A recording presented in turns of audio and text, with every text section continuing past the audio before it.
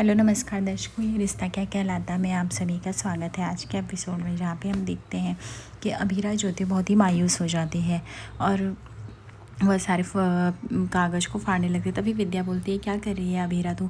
अगर कल को पूकी दिखेगी तो वो कैसा सोचेगी, तो उसकी यादों को ऐसे कैसे निकाल सकती है?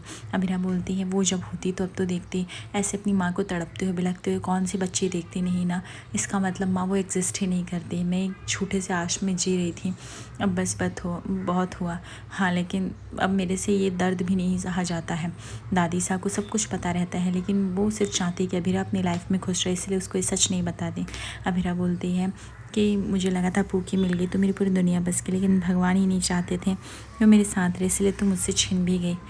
और अब मुझे अपनी नई दुनिया बसानी है, ज़िंदगी की शुरुआत करनी। मैं अगर इन सब यादों के साथ रहूँगी तो कुछ नहीं हो सकता है। 7 सालों में कितना कुछ बदल जाता है। तभी यहाँ पे विद्या बोलती है, हाँ लेकिन तू कब से अभी ये सब सोचने लगी? तू तो एक माँ है। बोलती, हाँ पर अब बस बहुत हुआ। मेरी वजह से सबको कितना प्रॉब्लम होता है। उस मायरा से मैंने कैसे बदतमीजी से बात की, देखा ना आपने, एक छोटी सी बच्ची का दिल तोड़ा। तभी विद्या बोलती, पर तेरी कंडीशन भी तो ऐसी है, तुझने कुछ जानबूझ के थोड़ी किया है बेटा। अभिरा बोलती, फिर भी पर मुझे हक नहीं किसी बच्ची का मैं दिल तोड़ूँ, किसी बच्ची को रुलाऊँ। पर मैं भी क्या करूँ, एक पोकी की वजह से मैं सबको डिस्टर्ब तो नहीं कर सकती। तभी दादी साहब बोलते, बस करूँ, कल तुम्हारी शादी होने वाली है, ये आंसू को मत बहाओ और हम लोग हमेशा साथ रहेंगे। तभी मेरा बोलती है, हाँ हमारी तिकड़ी जोड़ी हमेशा से बेस्ट रहेगी। आई विल मिस यू, मैं आप लोग को बहुत मिस करूँगी। दादी साहब बस यही सोच रहे थे कि अभीरा ये बस जल्द से जल्द शादी हो जाए बिना किसी रोक टोक के, क्योंकि वो बस इसी आस में लगे रहते हैं कि अंशुमन के साथ अभीरा की जल्द से जल्द शादी हो। तभी हम देखते हैं यहाँ पे कियारा जो होती है वो आ रही होती है, बट उसका पूरा ध्यान वही अभीर की बातों पे रहता है और अचानक से वो गिर जाती है। बट अरमान उसे संभाल लेता है और अरमान उससे सवाल करता है, क्या हुआ कियारा, तेरा ध्यान कहाँ पे है, कुछ हुआ है क्या? कियारा जो होती है और तेज़ी तेज़ी से रोने लगती है।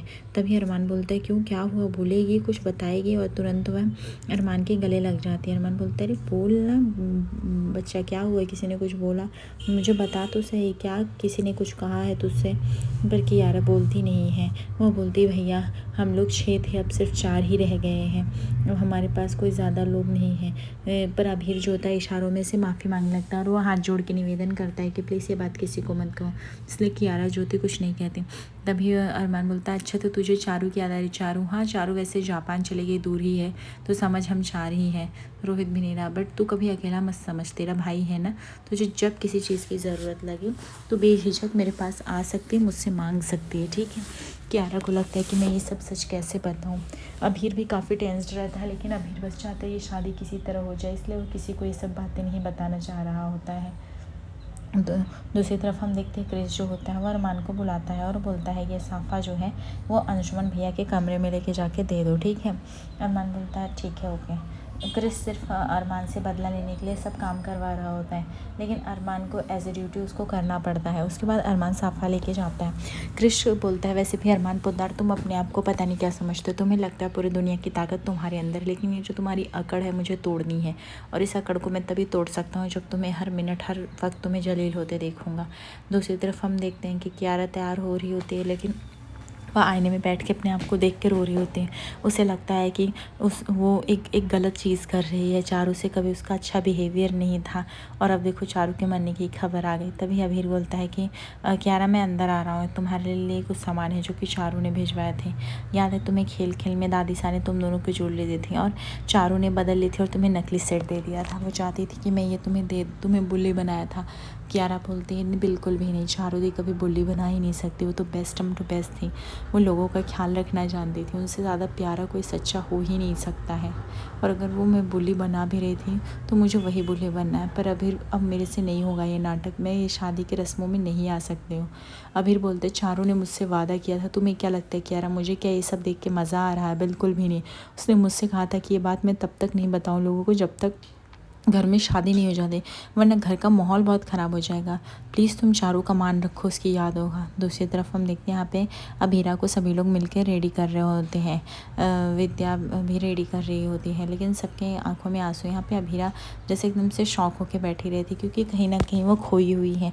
उसे लगता है कि वो जो कर रही है सही है कि नहीं। तभी दादी सा बोलती, बस किसी की नज़र ना लगे, लड़की तो बहुत ही सुंदर लग रही है। अरे तुम लोग भी कुछ बोलोगे कि मैं ही बोलूँगी। दूसरी तरफ हम देखते हैं यहाँ पे अंशुमन को रेडी कर रही होती है तान्या, और तान्या बोलती, क्या हुआ भैया, आप खोए खोए से क्यों हो, खुश हो ना, ये लो अभी आपके सब शादी की रस्में करेंगे और फटाफट आपकी शादी भी हो जाएंगी।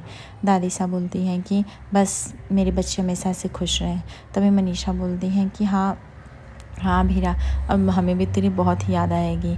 ठीक है, हम तो बस चाहते हैं तेरी जल्दी जल्दी से तू शादी कर लें और तू खुश हो, इससे ज़्यादा हमें कुछ भी नहीं चाहिए। तेरी खुशी में हमारी खुशी, पर ये सब करने से पहले तू सोच ले, ठीक है। और ऐसे चेहरा मत अटका के बैठ। अंशुमन जी बहुत अच्छे इंसान है, वो तेरा ध्यान रखेंगे।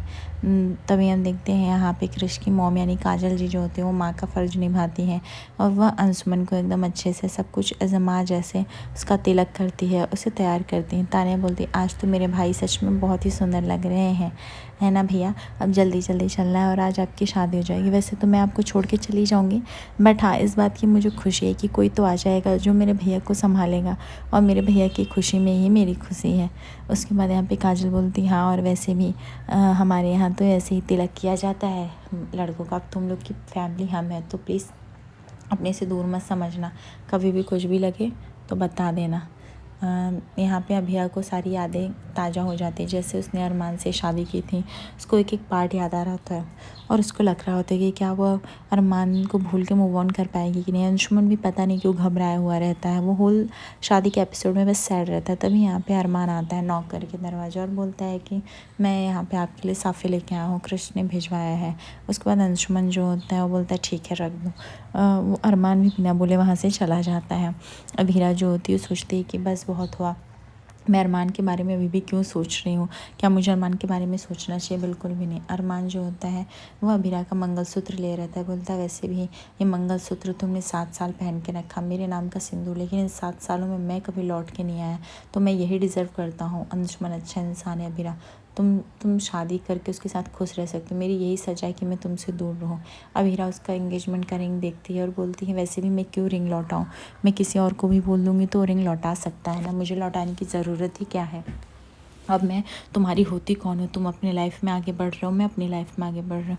यही देखने को मिलता है। अरमान उसका मंगलसूत्र ले रहता है और अभीरा उसकी रिंग ले रहती है, और दोनों लोग एकदम से गुमसुम से रहते हैं, बट दोनों अपने मन को मजबूत बनाते हैं कि अब वो लाइफ में आगे बढ़ रहे हैं और उनको आगे जाना है। तभी यहाँ पे अभीरा बोलती बस बहुत हुआ, अब तो मैं तुम्हारे नाम का मंगलसूत्र भी नहीं पहनती, अब मंगलसूत्र भी मैं किसी और के नाम का पहनूँगी।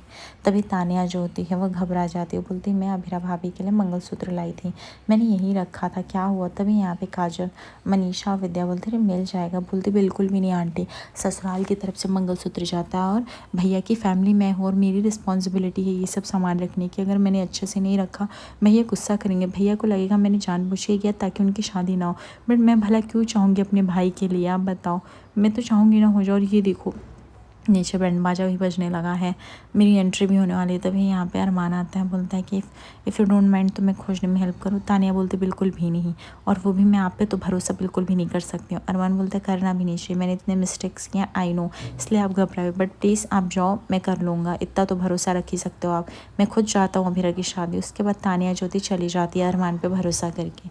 यहाँ पे दादी सा जो थी अभीरा को लाती हैं, और काजल जो थी तानिया को लाती है शादी के रस्मों के लिए। अंशुमन और कृष रेडी होके वेट कर रहे होते हैं। यहाँ पे काफ़ी संजय जी काफ़ी खुश होते नज़र दिखाई देते। अभीर भी अपनी बहन के लिए समझो खुश रहता है। उसके बाद तानिया बोलती है बेबी अपने एंट्री डांस दिखाओगे भी या नहीं, ऐसे ही रहोगे। उसके बाद कृष बोलता है अरे वाई नॉट।